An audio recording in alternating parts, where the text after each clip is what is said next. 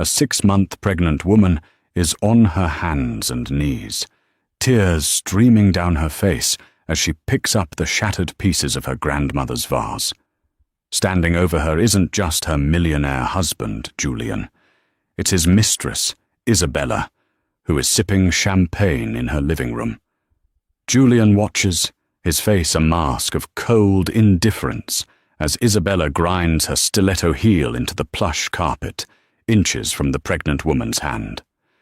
"You're pathetic," the mistress sneers. "He's mine now.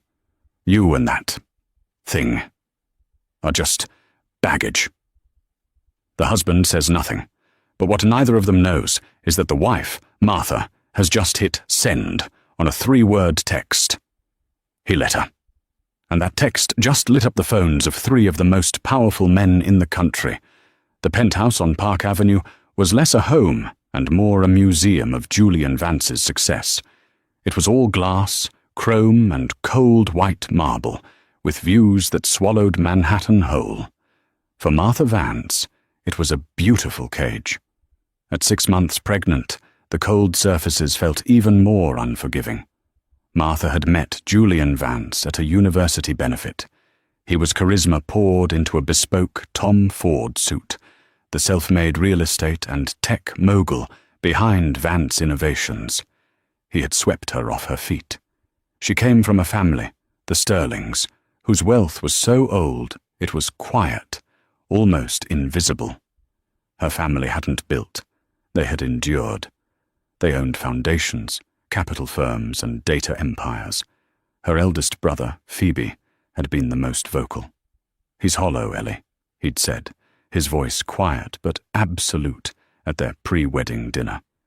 "His ambition has no foundation, it's just hunger." Martha, blinded by love and a desperate need to have something she had chosen, had cut them off. "You don't control me," she'd said. That was 2 years ago. She hadn't spoken to Phoebe, Alistair, or Sebastian since. The coldness started 3 months ago. It began subtly. Julian, who once couldn't keep his horns off her, now slept on the far edge of the king-sized bed. "The baby needs space," he'd murmur, already half asleep. Then came the late-night emergencies at Vance Innovations. He would come home at 3 a.m., or not at all, smelling of a perfume she didn't own, a specific, musky scent. Armani Privé. Ambre Eccentrico. Martha tried. She would wait up for him, a meal she'd cooked herself growing cold on the marble island. She'd show him the sonogram pictures. "Look, Julian, her nose. The doctor says it looks like yours." Julian would glance up from his phone, a fleeting, tight-lipped smile. "That's great, Martha. Fantastic. Listen, I have to take this call." He wasn't just distant. He was gone. The man she married had been replaced by this cold, irritated stranger. Her world shrank to the penthouse. The staff, once friendly, now averted their eyes, taking their orders from Julian's new executive assistant, a woman Martha had never met, but whose name, Isabella Thorne, was suddenly on every catering order and household memo. One Tuesday, Martha was arranging flowers, pale pink peonies, when the private elevator dinged. Julian never came home before 8 p.m.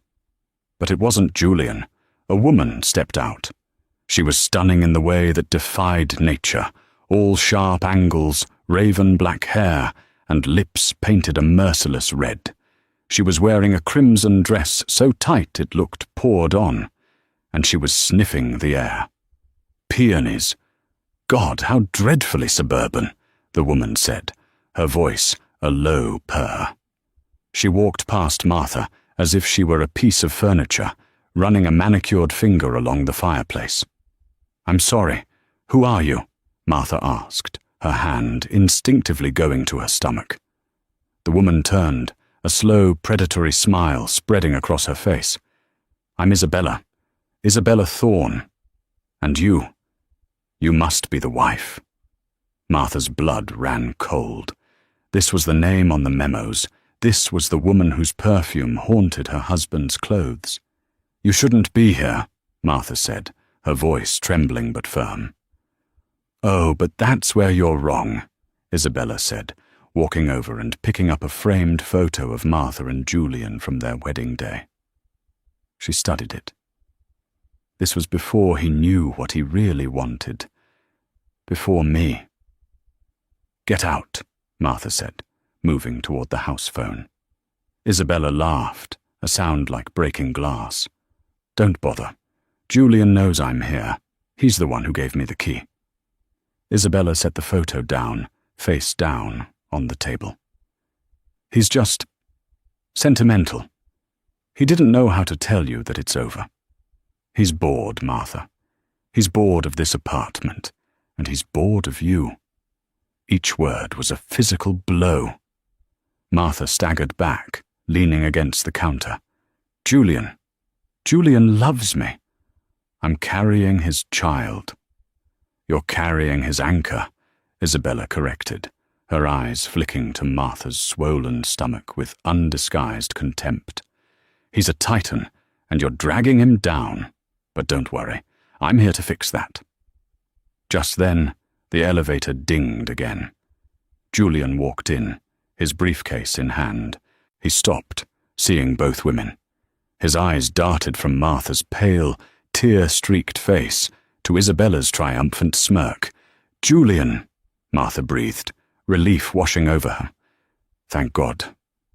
Tell this woman to leave. Julian loosened his tie. He looked at Martha, his eyes flat, devoid of the warmth she remembered. Martha, don't be dramatic, he said, his voice weary. Isabella she's a guest. A guest? She let herself in, Julian. She said you gave her a key. Julian sighed, walking past Martha to pour himself a whiskey. We need to talk. Isabella and I. We're working on a new project. A big one. She's going to be around a lot. A project? Martha's voice cracked. Isabella moved to Julian's side, sliding her arm through his, her red nails pressing into his suit. He means we are the project, darling. The future. Martha looked at her husband. He didn't pull away. He didn't defend her.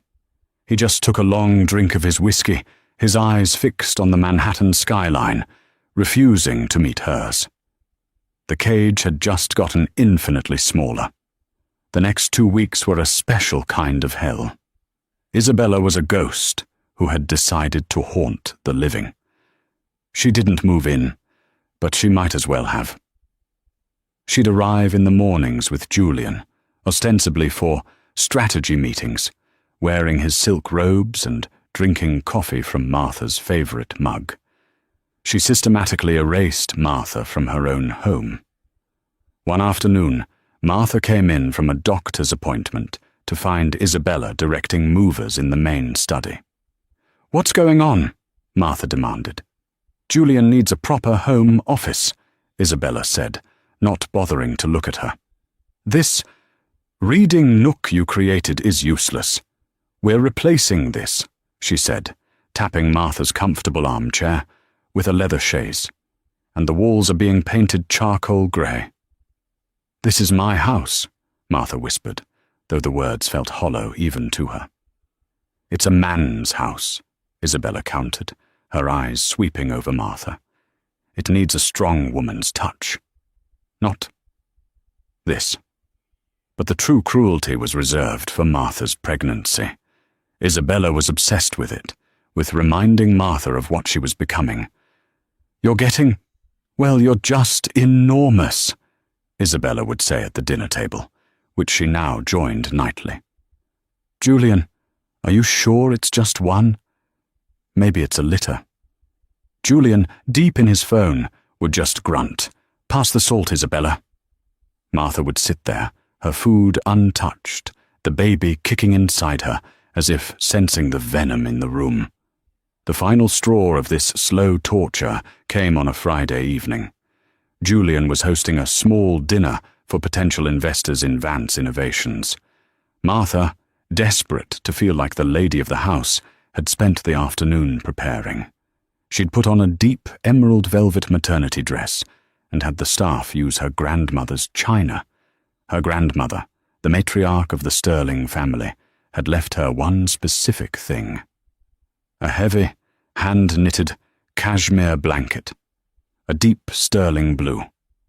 It was Martha's one comfort. She kept it on the sofa and would wrap herself in it as the nights grew colder. Isabella arrived, not as a guest, but on Julian's arm, as the co-host. She wore a backless silver dress that glittered under the lights. "Martha, you look comfortable," Isabella said, her gaze a public dismissal. The investors, Mr. and Mrs. Davies, were polite, but clearly confused by the dynamic. Julian introduced Isabella as his senior vice president and business partner. He introduced Martha as my wife, Martha. The dinner was tense. Isabella dominated the conversation, flawlessly detailing Q4 projections and 5-year expansion plans. Julian watched her with a hungry, proud look Martha hadn't seen directed at her in years. After dinner, they moved to the living room for cognac.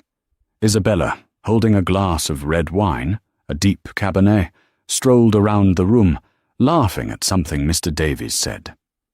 Martha was sitting on the sofa, her hand resting on the blue cashmere blanket, when Isabella stumbled. It was a theatrical, unbelievable trip. The entire glass of red wine arched through the air and saturated the blue blanket. "Oh no," Isabella gasped, her hand flying to her mouth in mock horror. "Oh my goodness, your blanket! It's ruined!"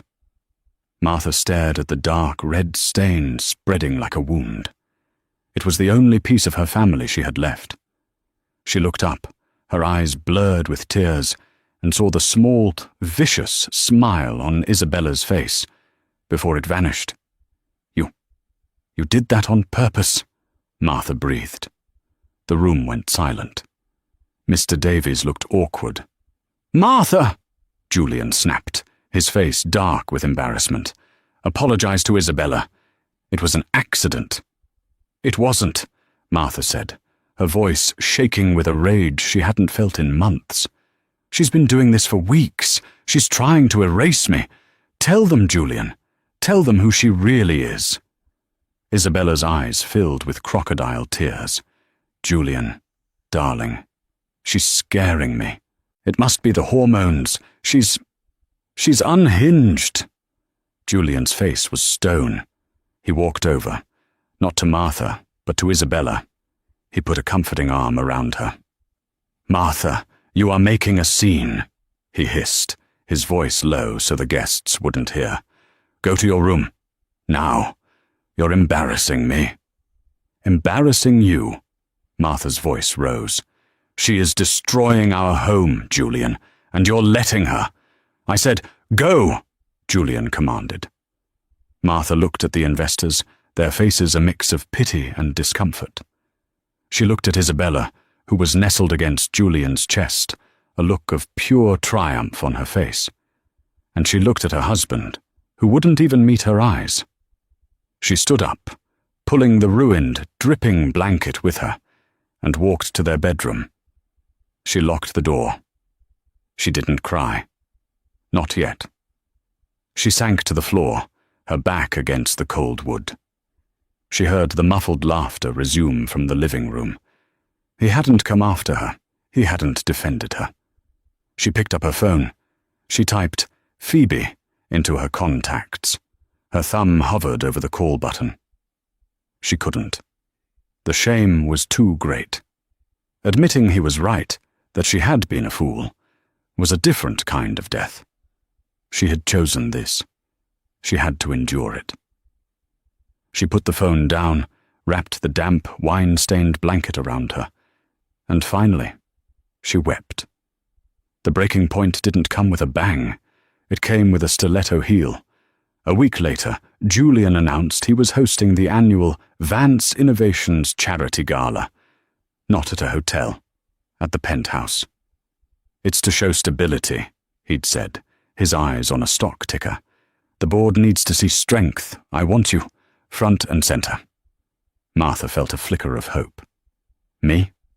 You want me to host? Of course, Julian said, almost gently. You're my wife. Just try to look presentable. Isabella's firm is handling the logistics, so just stay out of her way. The hope died. She was to be a prop. The night of the gala, the penthouse was unrecognizable. Isabella's team had transformed it into a decadent jungle of black orchids and crimson lighting. Waiters with champagne trays navigated the crowd of New York's financial elite. Martha wore a custom-made silver gown, one of the few things that still fit her. She stood by the entrance, greeting guests with a smile that felt like cracking porcelain. Julian was at the center of the room, a king in his court, and at his side, in a liquid gold dress that left nothing to the imagination, was Isabella. She wasn't acting as staff. She was acting as hostess, her hand on Julian's back, whispering in his ear, laughing with his investors. Martha watched them. Every laugh, every shared glance was a fresh cut. People murmured. They saw the heavily pregnant wife standing alone by the door, and the business partner draped over the husband. Martha's feet ached. The baby was pressing against her ribs. She just needed to sit down. She moved toward a small alcove, only to find Isabella and Julian in a quiet, heated discussion. Can't just throw her out, Bella, Julian was hissing. Not while she's pregnant. The optics are terrible. I don't care about optics, Julian, Isabella snapped. I'm tired of sharing you. I want her gone. After tonight, you tell her, or I will. It's not that simple. Her family. Her family who she hasn't spoken to in 2 years. They're irrelevant. Grow a spine, Julian, or I'll find a man who has one. Isabella turned to leave, and she saw Martha. Her face, furious a moment ago, morphed into a cold, superior smirk. Eavesdropping, Martha? How common. Martha felt the blood drain from her face. He's not throwing me out. Isabella stepped closer, her voice dropping. You're a contract, darling, a starter marriage. And now your term is up. She looked down at Martha's stomach. You thought that, she flicked a finger at the baby bump, would save you? It just made you pathetic. Stop, Martha said, her hands shaking. Just stop. Tell her, Julian, Isabella called over her shoulder. Tell her she's done. Julian watched, his face pale and sweaty. He couldn't be the bad guy. Julian, please, Martha begged, looking at her husband. This was his moment, his chance to fix this, to choose. He looked at Martha, at her swollen belly, her tear-filled eyes. Then he looked at Isabella, all fire and passion. He made his choice. He walked over to Martha. This isn't working, Martha. Isabella is right. It's over. The words hit her so hard she physically stumbled backward. She tripped on the edge of an ornate Persian rug. She fell. It wasn't a graceful fall. It was a heavy, clumsy collapse, her hands flying out to catch herself, her body twisting to protect her stomach. She landed hard on her hands and knees. The music stopped. The chatter died. Every eye in the room turned to the pregnant wife, on all fours, on the floor. Martha looked up, humiliated. She saw Julian, frozen. Then Isabella moved. She walked slowly, deliberately, toward Martha. She didn't offer a hand. She didn't stop. She walked to her and over her. To get past, Isabella had to lift her leg high. Her red-bottomed Christian Louboutin stiletto flashed. As she stepped over Martha's prone body, she accidentally brought her heel down, not on Martha, but next to her hand, grazing her knuckles. A final, pointed assertion of dominance. Oops, Isabella whispered, loud enough for only Martha to hear. Clumsy me. Do try to get up. You're blocking the champagne. That was the step. It wasn't a physical assault. It was worse. It was a public execution of her dignity. Martha stared at the floor. She saw her husband, the millionaire, watch his mistress step over his pregnant wife. And he did nothing. In fact, he flinched, worried Isabella might have scuffed her shoe. He quickly offered Isabella his hand. "Careful, Bella," he said, steadying her. He didn't even look at Martha on the floor. A cold, sharp clarity cut through Martha's shock. The love was gone. The hope was gone. Even the shame was gone, burned away by a pure, Arctic rage. A security guard, a man named Robert, who always held the door for her, rushed forward and gently helped her to her feet. "Ma'am, are you all right?" Martha didn't answer. She pulled her phone from her small clutch. Her hands were perfectly steady. She didn't go to her contacts. She went to a secure messaging app, one her brother Alistair had insisted she install years ago. For emergencies, Ellie, real ones. She opened a group chat named Sterling. It contained 3 names: Phoebe, Alistair, Sebastian. She typed 3 words. He let her, and she pressed send. Then she looked up at Julian, who was now looking at her with annoyance, as if she had ruined his party. "Martha, for God's sake, go to your room. You've made enough of a scene." Martha just smiled, a small, terrifying smile. "Okay," she said. She turned and walked, not to her room, but to the guest room. She locked the door. She sat on the bed, and she waited. It was 11:17 p.m. in New York. In Singapore, it was 11 to 17 a.m. Phoebe Sterling, the eldest, was in the final stages of a $20 billion acquisition. He was sitting in a holographic conference room at Sterling Global Capital, negotiating with Japanese investors. His personal phone, a hardened device that usually only chimed for global market alerts, vibrated once on the table. He glanced down. A message from Sterling. From Martha. He let her. The temperature in the room dropped 10 degrees. The investors saw the look on Phoebe's face. His calm, negotiating demeanor evaporated, replaced by something they had only ever seen in hostile takeovers. Phoebe Sterling stood up, cutting off the Japanese CEO mid-sentence. "Gentlemen, a family matter has come to my attention. The deal is no longer $20 billion. It is $22 billion non-negotiable, and you have 30 seconds to accept, or Sterling Capital will exit the Japanese market and short your currency into oblivion." The Japanese CEO, stunned, stammered, "Mr. Sterling, this is highly irregular." 20 seconds. We accept. We accept." Phoebe nodded. "Good." He didn't say another word. He terminated the call, walked out of the conference room, and straight onto his private Gulfstream G700. He made 2 calls. The first was to London, where it was 4:17 a.m. Alistair Sterling, the middle brother, was asleep. Alistair ran Aegis Analytics, a data and cybersecurity firm so powerful it was rumored to be the shadow partner to MI6 and the CIA. His phone didn't ring. It screamed, a specific alarm. He was awake before the first ring finished. He saw the message from Martha. "Phoebe?" Alistair's voice was already cold.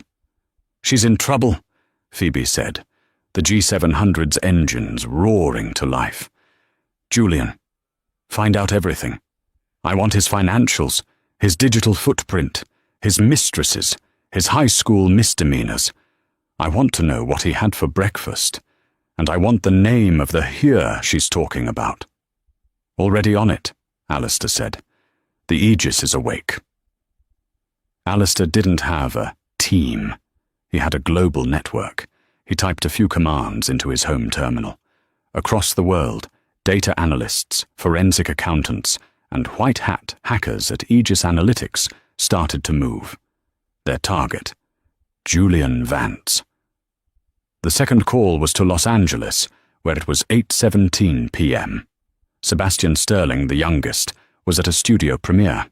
He ran the Sterling Media Group, a global empire of news outlets, film studios and PR firms. He was on the red carpet when his phone vibrated. He saw Martha's text, then the incoming call from Phoebe. He excused himself immediately, stepping into his limo. "Tell me," Sebastian said, his charismatic smile gone, replaced by the family's trademark chill. "Martha needs us," Phoebe said. "Alistair is gathering intel. You're handling the exit. I want her child, and everything she is owed. I want him left with nothing, and I want the press handled. This is not to be a scandal for her. It is to be an execution for him." "Lawyers are spinning up now," Sebastian said. "I'll have our top divorce attorney, Elias Thorne, no relation, ironically, on a plane to New York by midnight. I'll handle the narrative.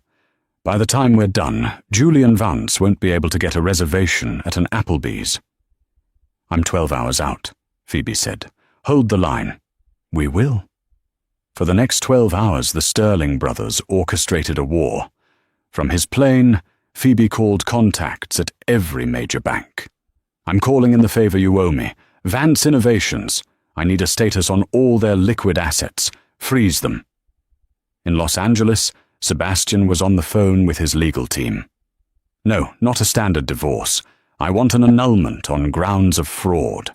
And I want an immediate injunction. Freeze his personal accounts, his corporate accounts, everything. The petition will be filed at 9 a.m. tomorrow, citing extreme emotional distress and material fraud." In London, Alistair was watching data flow across his screens. It was worse and better than they could have imagined. "Got him," Alistair murmured at 6 a.m. He called Phoebe and Sebastian into a secure conference call. "Julian Vance is a fraud," Alistair said, his voice clipped. "Vance Innovations is a house of cards. He's $90 million in debt, leveraged against assets he doesn't own. He's been cooking the books for 3 years. The gala tonight? It wasn't a charity. It was a desperate last-ditch effort to find investors before the whole thing collapses." "And the mistress?" Phoebe asked. "Isabella Thorne. Real name, Jennifer Peterson, from Akron, Ohio. A long, long list of aliases. She's a professional. She finds wealthy, failing men, attaches herself, and helps them siphon the last of their funds into offshore accounts before they go under. I've found it. A shell corporation in the Caymans. Thorne Holdings. Julian has funneled over $15 million into it in the last 6 months. He wasn't leaving Martha, Sebastian realized. He was robbing her. He married her for the Sterling name, hoping to use it as collateral." "Exactly," Alistair said. "And when we cut her off, she was useless to him, except as a cover. Now, he's planning to flee the country with the mistress, leaving Martha to deal with the bankruptcy and the SEC. There was a dead silence on the line. "Phoebe?" Sebastian asked. "He's not just a bad husband," Phoebe said, his voice terrifyingly calm as his jet descended toward New York. "He's a thief. Alistair, forward that data packet to the U.S. Attorney's office, anonymously." "Done," Alistair said. "Sebastian, what's our ETA?" "My jet lands at Titterborough in 1 hour. Alistair's lands in 90 minutes. Elias Thorne, our lawyer, is already at the New York office." "Good," Phoebe said, as he watched the sun rise over the Atlantic. "We're not just taking him down, we're erasing him." It was 9 a.m. Martha hadn't slept. She had stayed locked in the guest room, ignoring the knocks, first angry, then pleading from Julian. The party guests had long since fled, sensing the toxic cloud that had descended. She heard Julian and Isabella in the living room. Their voices were low and frantic. They were arguing about money. The elevator dinged. A new voice, A man's voice. "Mr. Vance?" the man said. "I'm Elias Thorne from the firm of Sterling and Associates. I'm here to deliver these." There was the sound of heavy paper. "What is this?" Julian yelled. "A divorce? You've got to be kidding me. She can't do this." "Those aren't divorce papers, Mr. Vance," Elias's calm voice replied. "That is an immediate injunction and a temporary restraining order. My client, Martha Sterling, has petitioned the court. You are hereby ordered to cease all contact with her. Furthermore, a motion has been filed freezing all your personal and corporate assets, pending an investigation into material fraud." "Fraud? What fraud?" "The $15 million you illegally transferred to an offshore entity, Thorne Holdings for starters," Elias said. Isabella shrieked. "You told me that was clean. Julian, you idiot!" "Shut up, Bella," Julian roared. "You, get out of my house." "It's not your house, Mr. Vance," Elias said. Right on cue, the private elevator, which had been summoned from the lobby, dinged loudly. The heavy steel doors slid open. Martha opened the guest room door. 3 men stood in the elevator bay. They were not dressed for a fight. They were dressed for an acquisition. Each wore a dark, perfectly tailored suit that cost more than a mid-sized car. They were the Sterling brothers. Phoebe, the eldest, stood center. He was built like a vault, his presence sucking the air from the room. Alistair, the middle, was slighter, his eyes sharp and analytical, holding a slim, encrypted tablet. Sebastian, the youngest, was handsome, his charismatic smile replaced with a look of utter contempt. They stepped out, their hard-soled shoes echoing on the marble floor. Julian Vance, the Titan, shrank. He knew of the Sterling brothers. He had never, in his worst nightmares, imagined facing them. "Julian," Phoebe said. His voice wasn't loud, but it shook the windows. "You put your hands on our sister." "I never touched her," Julian squeaked, taking a step back. She's emotional. She fell." "He's lying," Martha said, her voice clear. She walked out from the guest room, her silver gown rumpled, her face pale, but her eyes on fire. "He let his mistress step over me while I was on the floor." The 3 brothers' gazes shifted to Martha. The coldness vanished, replaced instantly with a deep, aching concern. Phoebe walked past Julian as if he were air and went straight to his sister, enveloping her in a hug. "You're safe now, Ellie," he whispered, kissing her forehead. "We're here. We're sorry it took so long." "I'm sorry I didn't call," she wept into his chest. "I am so glad you're here," Isabella said, her voice suddenly sweet. She sashayed over to Sebastian, the handsome one. "I'm Isabella. I think there's been a terrible misunderstanding. Julian, he's the problem. He lied to me. Sebastian held up a hand, silencing her. "We know who you are. Jennifer Peterson." Isabella's face collapsed. The color drained from it. "Alistair?" Phoebe said, still holding Martha. Alistair stepped forward, tapping his tablet. "Julian Vance, Vance Innovations, a shell company with $92.4 million in debt. You have 6 outstanding loans, all defaulted as of 8:01 a.m. this morning, when our banks called them in." You can't do that," Julian stammered. "We did," Alistair said. "Your credit lines are frozen. Your corporate accounts are seized. The SEC received a very detailed, very anonymous tip this morning regarding your wire fraud and embezzlement. I suspect you'll be hearing from them by lunch." Julian started to hyperventilate. "And Jennifer," Alistair continued, turning to the mistress. "Thorne Holdings, your Cayman account. An injunction has frozen it. The $15 million is gone. We're currently working with the IRS on the multiple counts of tax evasion and, let's see, oh yes, extortion from your last 3 clients. It seems you have a pattern." Isabella lunged, not at Alistair, but at Julian. "You ruined me," she screamed, raking her nails down his face. "Get her off me," Julian yelped. "Robert," Phoebe called out. The security guard from last night, Robert, stepped into the apartment, along with 2 other uniformed officers. They hadn't been idle. Sebastian had hired the entire building's security staff as of 7 a.m. "Please escort Miss Peterson from the building," Phoebe said. "She will be met in the lobby by detectives from the NYPD's fraud division." "No, no!" Isabella screamed as Robert and another guard took her by the arms. "You can't do this! Julian, tell them! Julian was mute, blood trickling from the scratches on his face.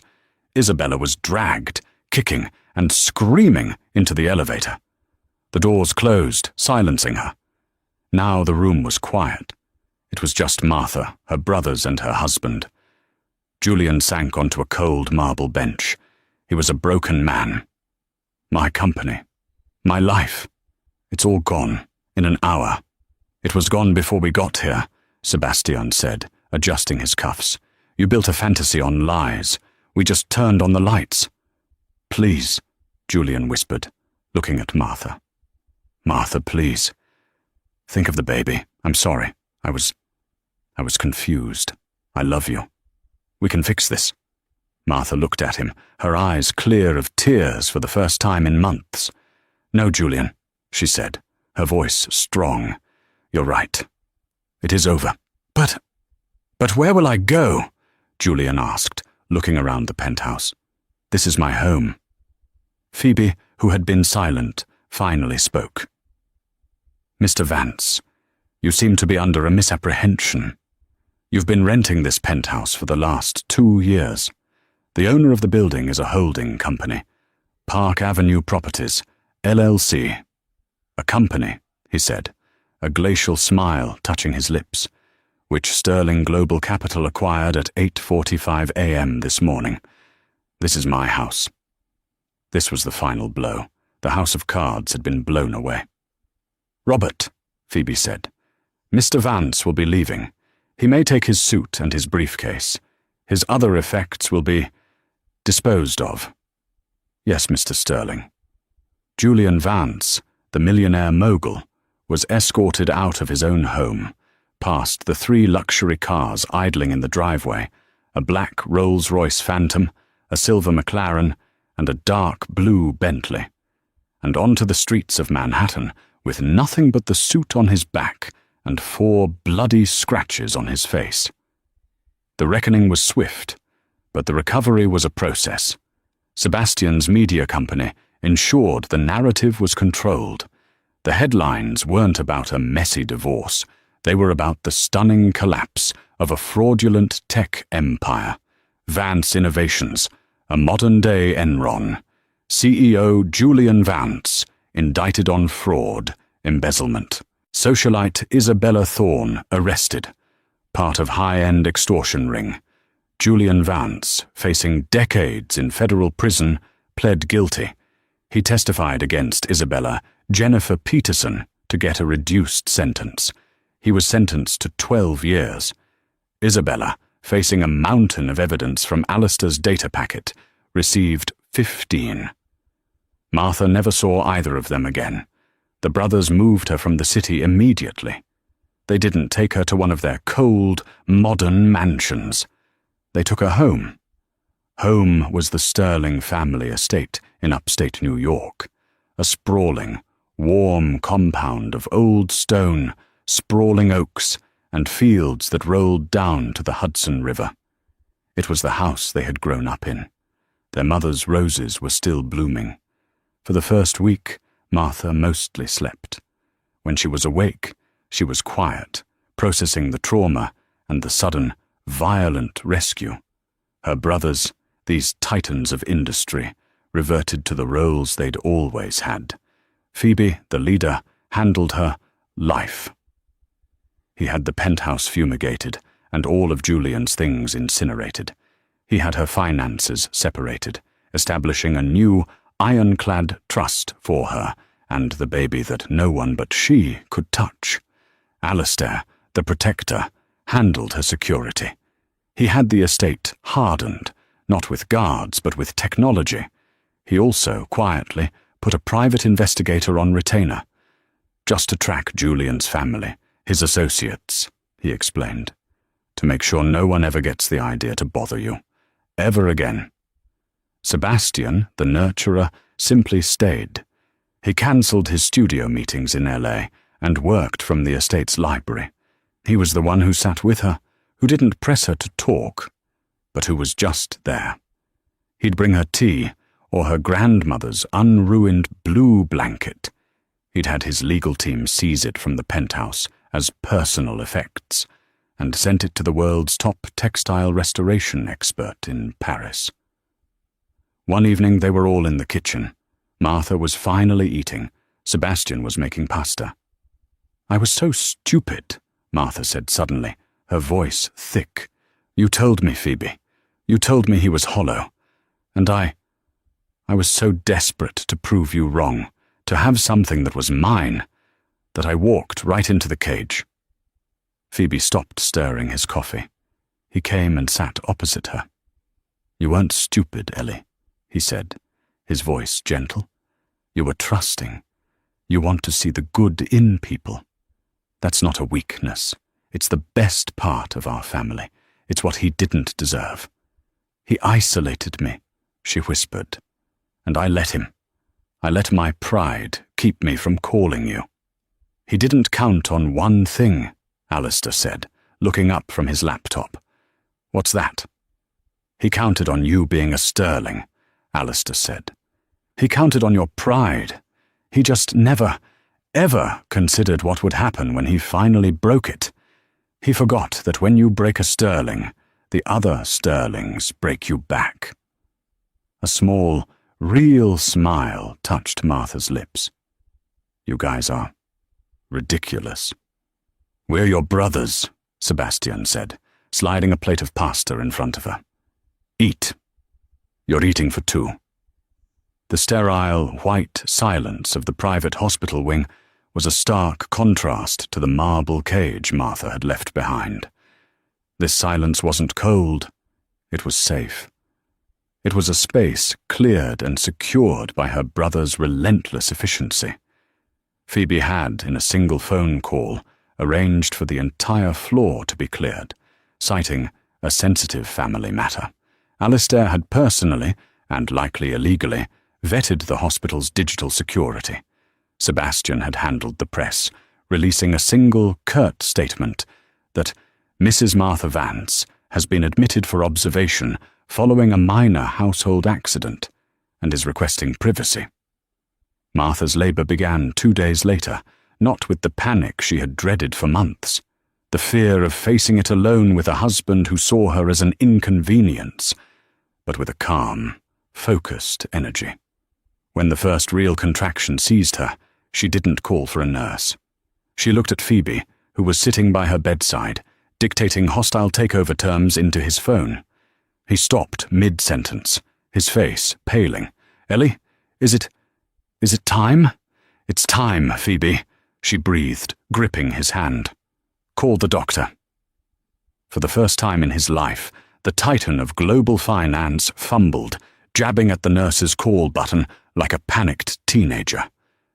Alistair and Sebastian, alerted by the sudden activity, rushed in. The next few hours were a blur of controlled chaos. Martha was a warrior, channeling every ounce of pain and betrayal into the singular, seismic task of bringing a new life into the world.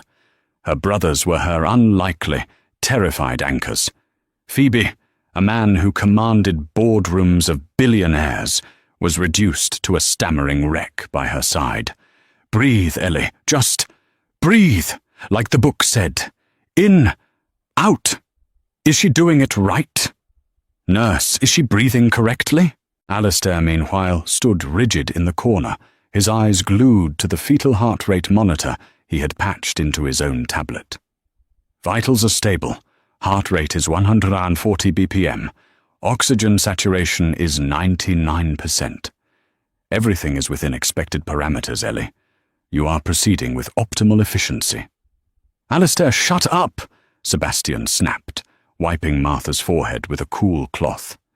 "You're doing amazing, Martha. Just amazing. Think of the Oscars. You're winning. You're giving the speech." Martha let out a sound that was half sob, half laugh, before another wave hit. She bore down, squeezing Phoebe's hand so hard he visibly winced, but he didn't dare pull away. In that moment, she wasn't the broken wife. She wasn't a victim. She was a force of nature. And then a new sound filled the room, a strong, piercing, indignant wail. "She's here," the doctor announced, his voice bright. "A beautiful, healthy girl." They placed the baby on Martha's chest. Martha wept, a ragged, cleansing flood of tears that washed away the last traces of Julian Vance. This tiny, perfect, screaming creature was hers. This was the future. This was the only thing that had ever been real. She looked up at her brothers, who were clustered together, their faces a wreck of stunned, teary-eyed awe. "Her name," Martha whispered, her voice rough. "Her name is Lily. After Mum." That broke them. Phoebe turned away, his shoulders shaking. Sebastian openly sobbed. Alistair just stared, his fingers frozen over his tablet, as he watched his sister, his real sister, finally return to them. The three most powerful men in the country were instantly, irrevocably, and pathetically enslaved by a 7-pound, 2-ounce baby girl. Phoebe was the first to hold her, his massive hands, which had signed deals worth nations, looking comically large as he cradled her. She's so inefficiently constructed," he whispered, his voice thick. "Her fingers, they're illogical." He was instantly smitten. Within an hour, he had established a trust fund for her that would make her, independently, one of the wealthiest women in the country. Alistair was next. He held her stiffly, as if she were a priceless, unstable piece of technology. "I've secured her," he announced, to no one in particular. https www.google.com /lilysterling.com. All social media handles and a preliminary digital identity package are locked. I've also, created a new, encrypted nursery monitor protocol, the Aegis Crib 1.0. No one will be listening to her. Sebastian simply took her from Alistair, kissed her forehead, and began to hum an old Frank Sinatra tune. "Hello, gorgeous," he cooed. "Don't you worry about those two. Uncle Seb is going to teach you all about classic cinema and how to break hearts. You, my dear, are going to own the world." Life at the Sterling estate in upstate New York was a long, slow exhale. Martha's recovery was not just physical, it was a deprogramming. For the first few months, she was immersed in the simple, demanding rhythm of a newborn. The brothers, to the shock of their respective global staff, rearranged their lives. Phoebe moved Sterling Global Capital's HQ from Singapore to the New York office for 6 months. Alistair's London team was suddenly managed via 3 a.m. video calls. Sebastian put 2 blockbuster film productions on hold. They didn't just visit, they stayed. The healing came in small, quiet moments. It was 3:07 a.m. Lily was wailing, a colicky, inconsolable scream. Martha, exhausted and leaking milk, was pacing the nursery, tears of her own streaming down her face. "Please, Lily, please, just sleep." The door creaked open. It wasn't a nanny, it was Phoebe, his hair a rumpled mess, wearing a $2,000 silk robe. "My turn," he said, his voice a gravelly whisper. "Phoebe, no, you have the Tokyo market open." "The market can wait. That's an order." He gently took the baby from her. "Go to sleep, Ellie. We've got this." Martha stood in the doorway and watched her brother, the vulture of Wall Street, pace the hall, his deep voice humming. Not a lullaby, but the live ticker results of the Nikkei index. Incredibly, Lily began to quiet. It was Alistair, sitting with her on the veranda 2 months later. She was idly scrolling through a news feed on the Aegis secured tablet he'd given her when she saw it, a small buried article. Julian Vance, sentenced to 12 years in federal prison. Beside it, co-conspirator Jennifer Peterson receives 15 years. Martha stared at the names. She expected to feel rage or triumph or even pity. Instead, she felt nothing. A cold, flat emptiness. The cage was gone, but the shadow remained.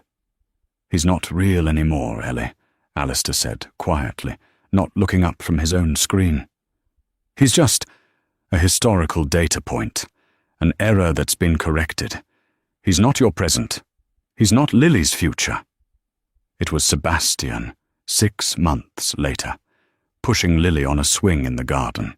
Martha was watching them, a real, genuine smile on her face when she saw a magazine on the table. It was a high society paper. On the cover was a smiling woman, a local Chicago socialite. The headline read, "Tragedy.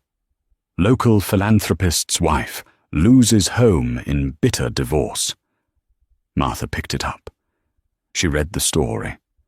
A man, a pillar of the community, had been living a double life. He'd hidden all their assets, filed for bankruptcy, and left his wife and 2 children with nothing but crippling debt.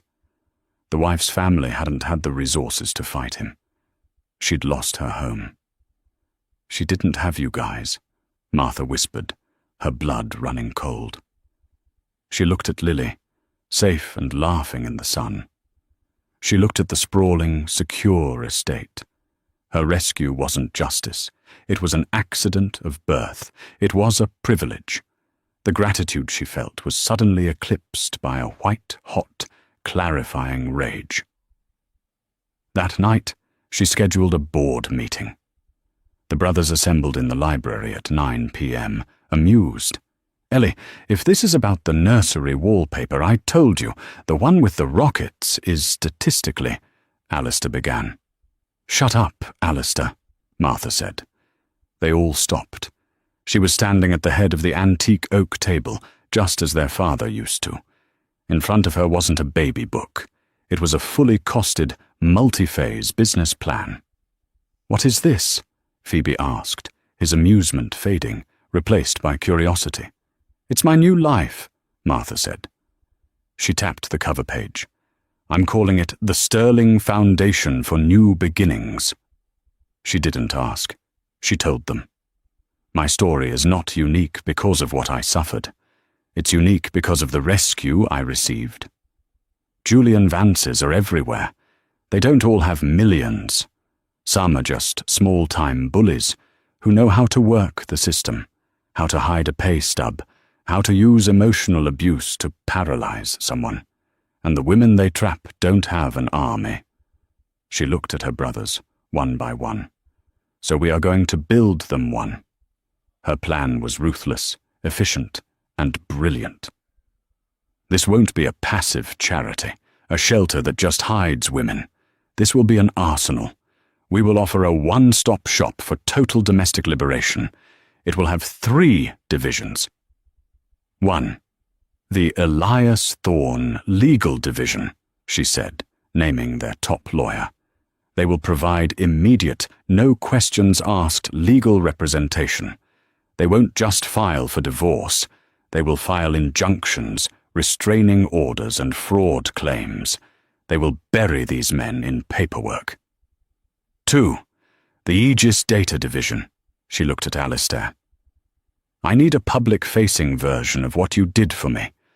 A team of the best forensic accountants and white-hat hackers to find the hidden assets, the secret bank accounts, the offshore holdings, the Jennifer Peterson shell corporations. We will find the money. We will prove the fraud." 3. The Narrative Division. She looked at Sebastian. "Abusers thrive on silence and shame. They count on their victims being too embarrassed to speak. You're going to do the opposite. You will offer PR and media services to our clients. We will control the narrative. We will protect the victim, and we will publicly execute the abuser's reputation. We will make them toxic in their communities, at their jobs, at their country clubs. She finished, her chest heaving. The brothers were silent, staring at her. This was not the broken girl they had rescued from the penthouse floor.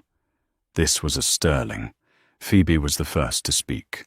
A slow, dangerous smile spread across his face. "Your budget is too small," he said. "Triple it. You'll need an endowment. And you're not just the head. You're the CEO and president. Welcome to the family business, Ms. Sterling. Let's get to work." 1 year later, the foundation launched with a gala. It was not held in a cold glass penthouse. Martha had chosen the New York Public Library, its old stone halls and soaring ceilings symbolizing knowledge, history, and endurance. The room was filled with politicians, judges, survivors, and the press. It was lit in a warm, strong, sterling blue.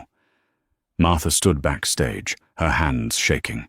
Lily was in the front row, sitting on Phoebe's lap, chewing on Alistair's very expensive watch. Sebastian found her, holding 2 glasses of champagne. "Drink," he said. "They're waiting for you." "I can't," she whispered. "Seb, I'm still the woman who fell." Sebastian put his hands on her shoulders. He looked her right in the eye. "No, Ellie.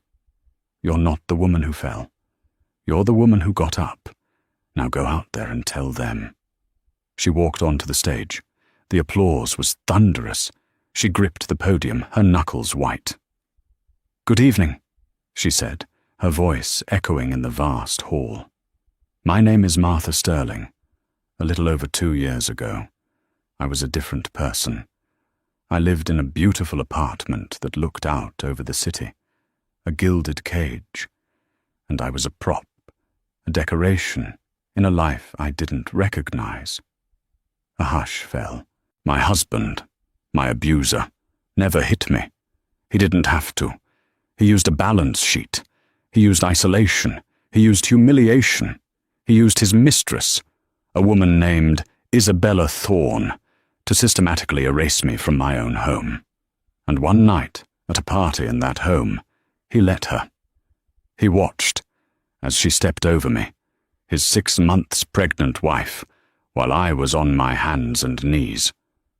Gasps rippled through the room. This was not the sanitized story they were expecting. "I was on the floor, humiliated," Martha continued, her voice gaining strength. "But in that moment, I did something I should have done months earlier. I made a call. I was one of the lucky ones. My family, my brothers. They had the resources to turn the tables. They had the power to turn on the lights and expose the fraud." She locked eyes with a US senator in the front row.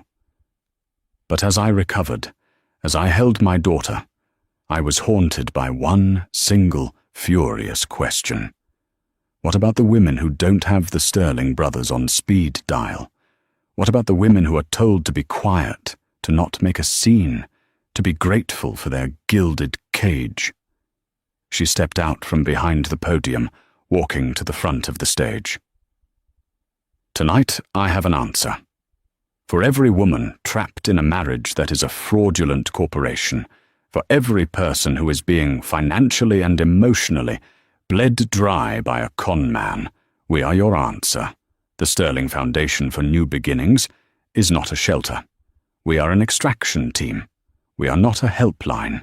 We are an arsenal. We will be your lawyers. We will be your forensic accountants. We will be your publicists. We will find the hidden money. We will file the injunctions. We will protect your children. And we will help you, in the light of day, burn the cage to the ground." The room exploded. People were on their feet, the applause a deafening roar. Martha looked to the front row. Phoebe, Alistair, and Sebastian were not just clapping. They were standing. Phoebe was holding a sleeping Lily, and he nodded at Martha, his eyes shining with a pride that was blinding. He wasn't nodding at his broken little sister. He was nodding at his equal. Martha Sterling had found her foundation. It wasn't the hollow ambition of a con man. It was the enduring, unshakable power of her family, a power she now wielded not as a victim, but as a CEO, a mother, and a savior. And that is the story of Martha Sterling, a woman who was pushed to the floor only to rise up and build an empire. Her story is a powerful reminder that true wealth isn't in the bank accounts or the penthouses. It's in the family, whether by blood or by choice, that will show up when you send that 3-word text. Julian and Isabella thought they were untouchable, but they forgot the oldest rule in the book. Karma always comes, and sometimes it arrives in 3 luxury cars, wearing bespoke suits. Martha's revenge wasn't just getting her life back. It was using her pain to build a new beginning for thousands of others. What did you think of the brothers' arrival? Was it the most satisfying takedown you've ever heard? Let me know in the comments below. If you were moved by Martha's story of survival and ultimate triumph, please like this video and share it with someone who needs to hear it. And don't forget to subscribe to the channel for more true life stories of drama, karma, and justice. We'll see you in the next one.